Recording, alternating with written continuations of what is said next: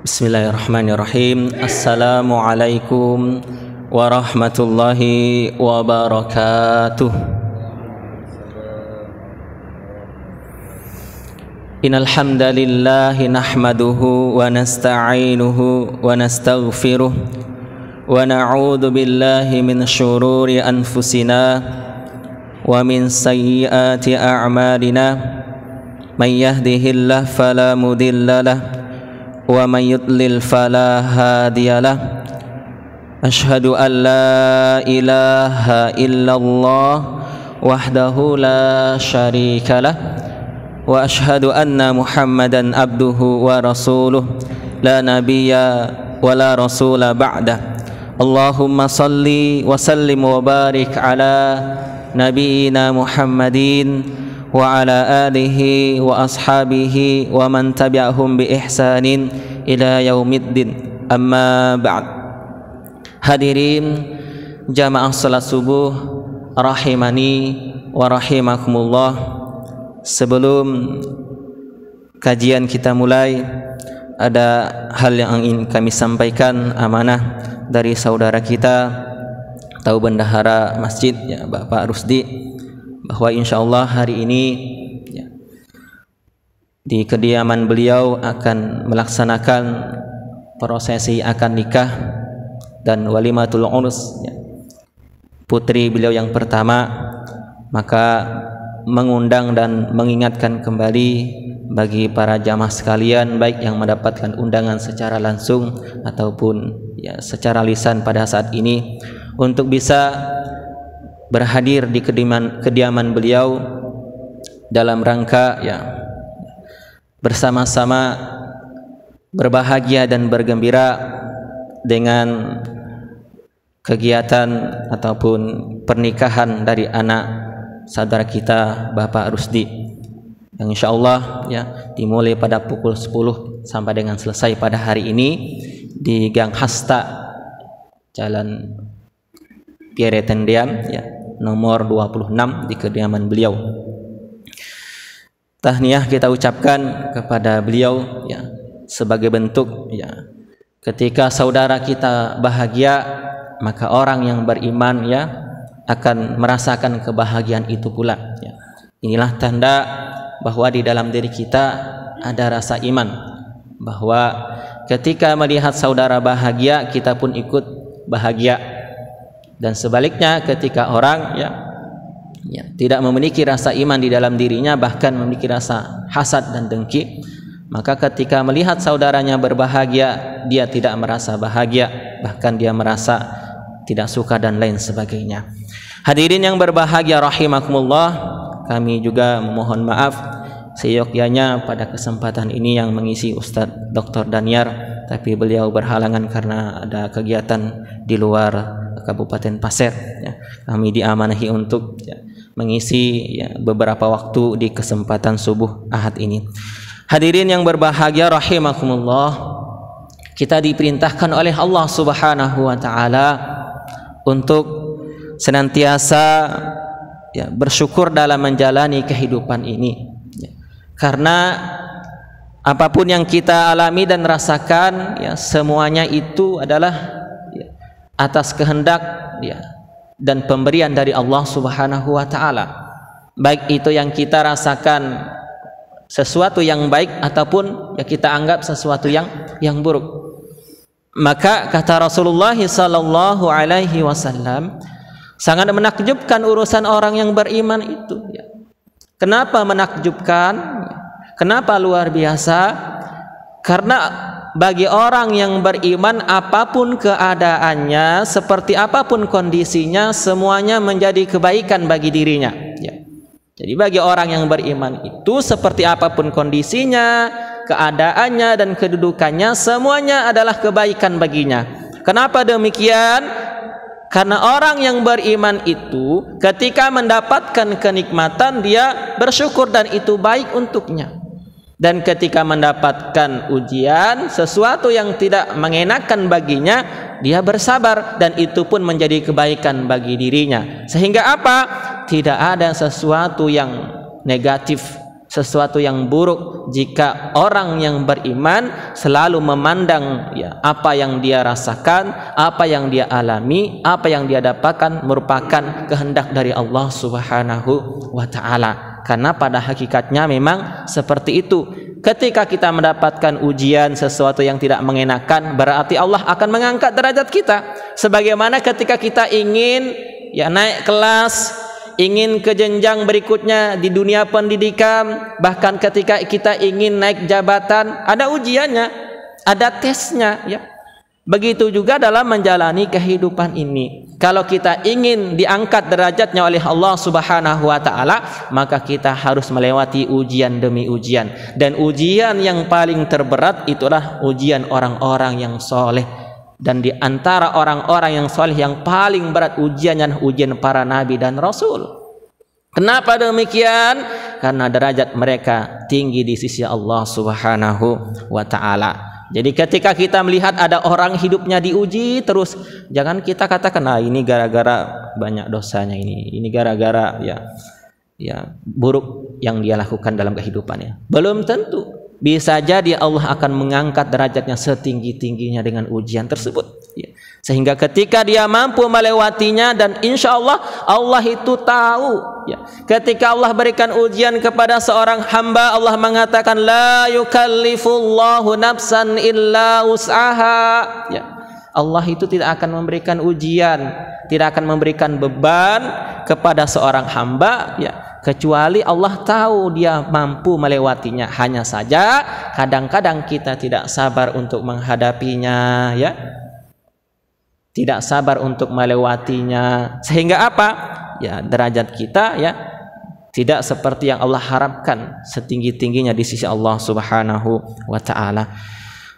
Hadirin sekalian yang berbahagia rahimakumullah, izinkan pada kesempatan ini kami akan menyampaikan terkait dengan hukum keluarga atau perkawinan ya, yang mungkin berkaitan dengan apa yang akan dilaksanakan oleh saudara kita pada hari ini, atau anak atau putri dari Bapak Rusdi ya. Kami kemarin membaca pula bahwa ya Kementerian Agama akan membuatkan program ya, mulai tahun depan ya akan diwajibkan bagi orang yang ingin menikah ya untuk melaksanakan bimbingan dulu ya. Kalau di perkantoran itu kan ada BIMTEK ya.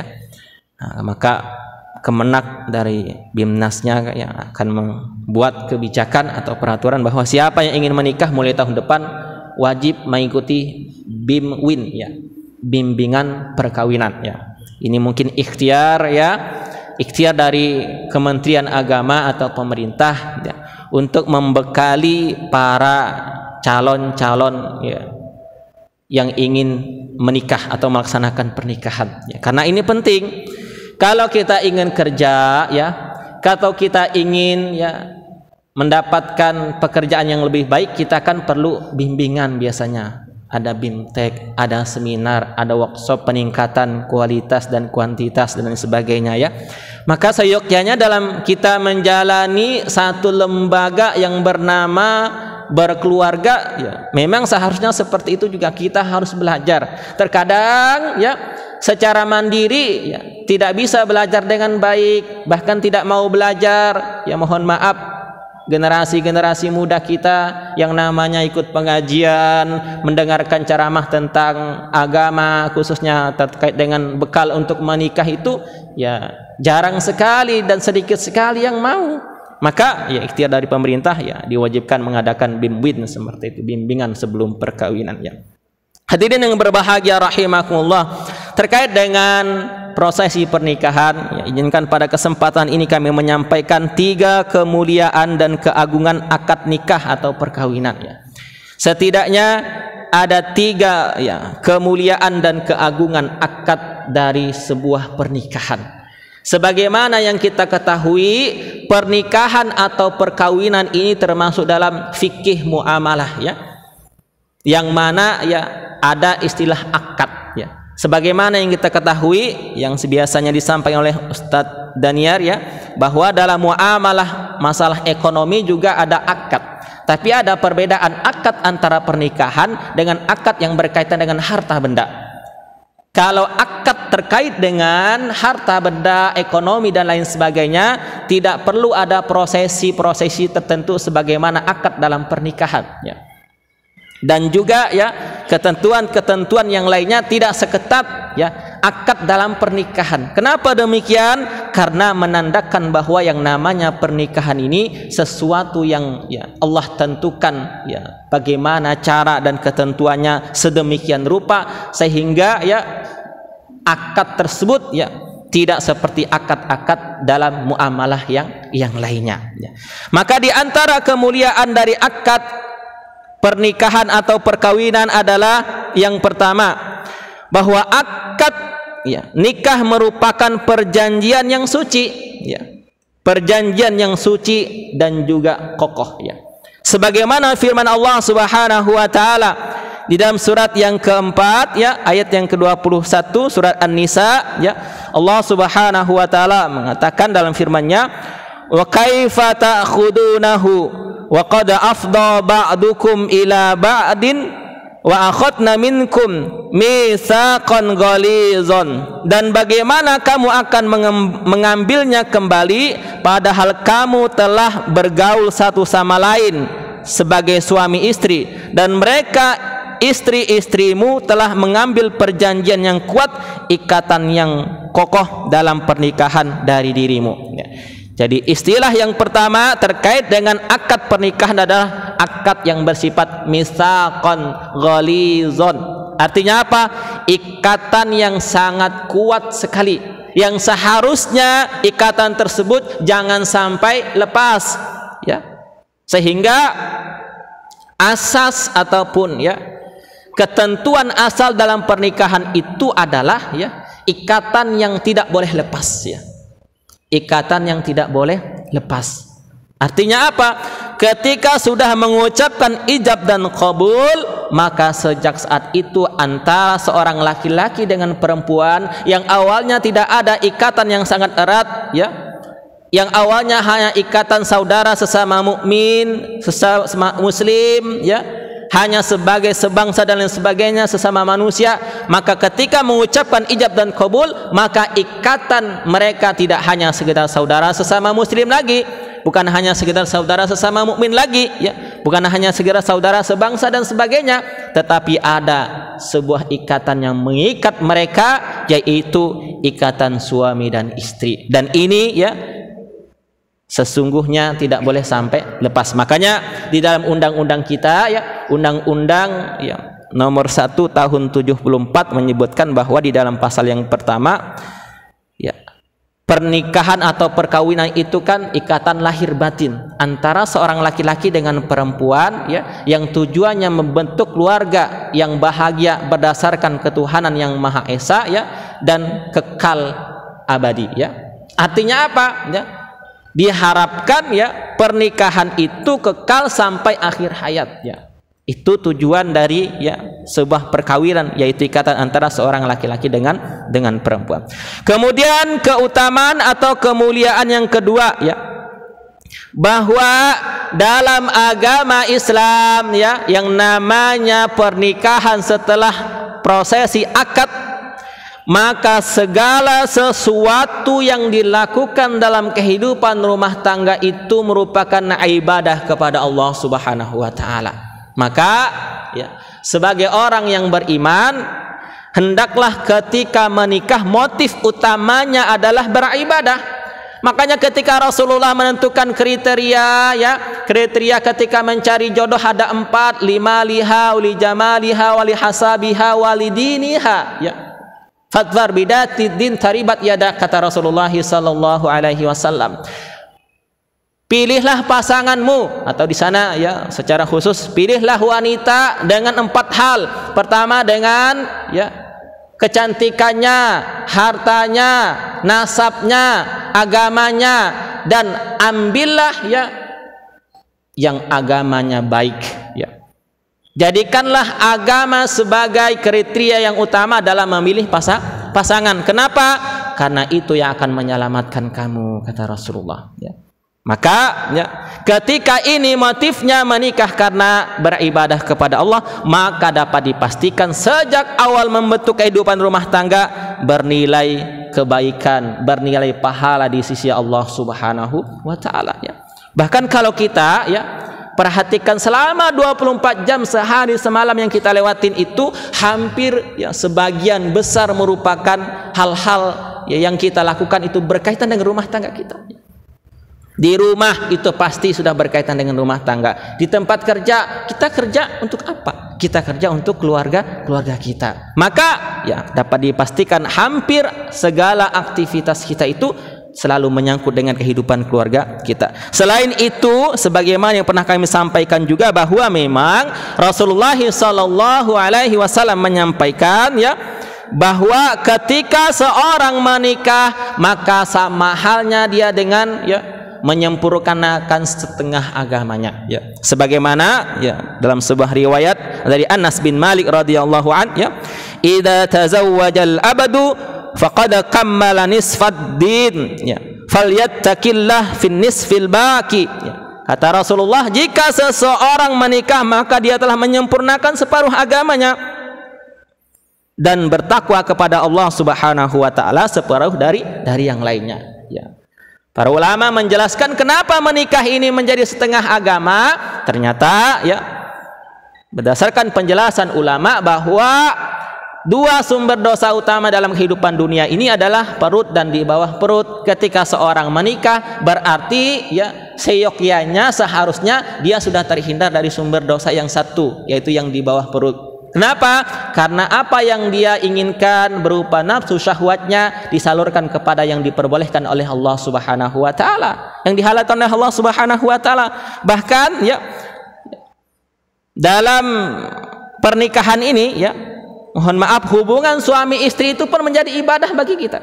Sebagaimana sabda Rasulullah SAW, hubungan antara suami istri yaitu hubungan badan di antara keduanya adalah sedekah ya. Maka para sahabat bertanya ya, wahai Rasulullah, bagaimana bisa mendatangi istri dengan syahwat kemudian disetubuhi bisa bernilai pahala? Maka Rasulullah berkata, bagaimana pendapatmu jika ada yang meletakkan syahwat tersebut pada yang haram, yang dilarang oleh Allah Subhanahu wa taala, bukankah bernilai dosa?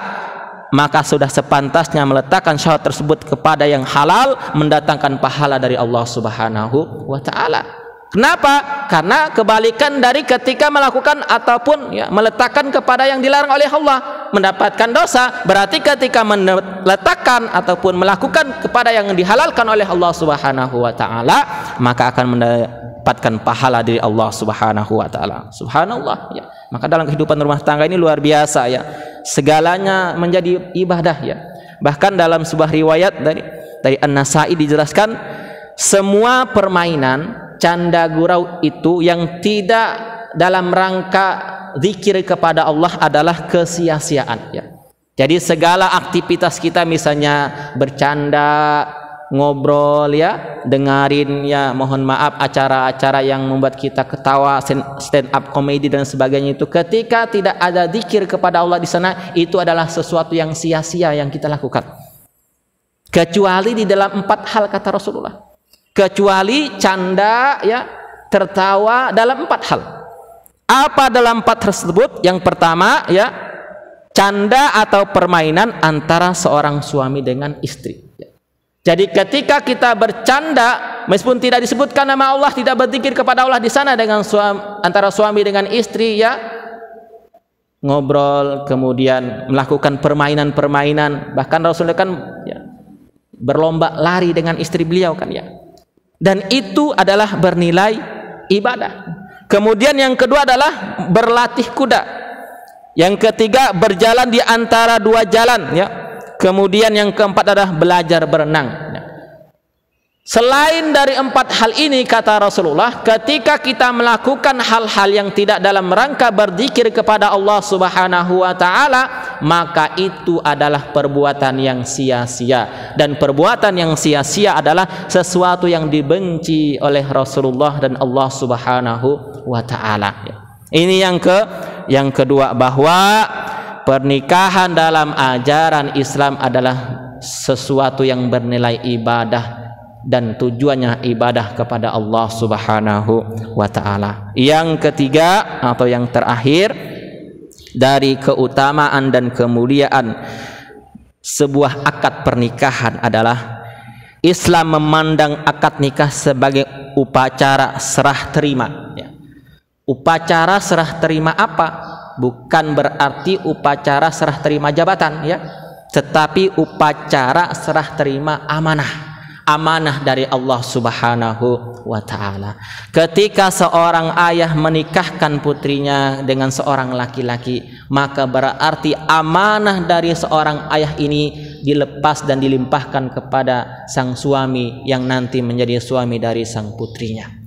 Jadi amanah yang selama ini mungkin seorang bapak berkewajiban secara penuh mengingatkan putrinya untuk menjalankan perintah Allah, mengingatkan melaksanakan sholat, mengingatkan untuk menutup auratnya, menjaga pergaulannya, menjaga diri. Maka setelah akad nikah, ya, kewajiban dan aman tersebut, ya, lepas dari seorang bapak, ya, kemudian berpindah kepada suami dari sang putrinya.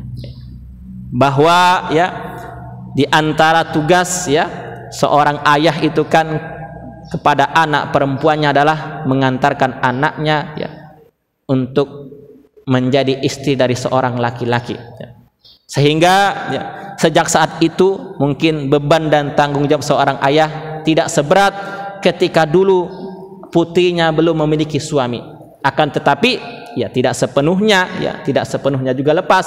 Artinya bahwa seorang ayah pun tetap memiliki kewajiban untuk mengingatkan anak-anaknya secara umum, tetapi secara khusus amanah yang dia emban sebagai wali, ya, itu sejak, ya, memiliki suami sang putrinya maka berpindah kepada suaminya.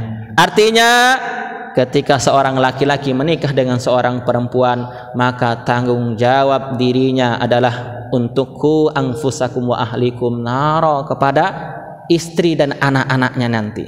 Bahkan amanah ini bukan hanya kepada istrinya, nanti pun akan berdampak kepada yang lainnya, amanah kepada anak-anaknya, ya. Ini merupakan tanggung jawab yang tidak mudah bagi kita dan sangat berat sekali. Menggandeng istri, menggandeng anak keturunan untuk masuk ke dalam surganya Allah Subhanahu wa taala ternyata tidak semudah yang kita katakan dan bayangkan. Itu sangat berat sekali. Makanya tugas dari seorang laki-laki ini, ya, sangat berat sekali. Bahkan kata Ustaz Abdul Somad, kita di Indonesia ini sangat beruntung sekali, ya. Tidak seperti, ya, orang-orang Arab di zaman Nabi dulu, ya. Orang-orang Arab di zaman Nabi dulu itu sangat memuliakan perempuannya.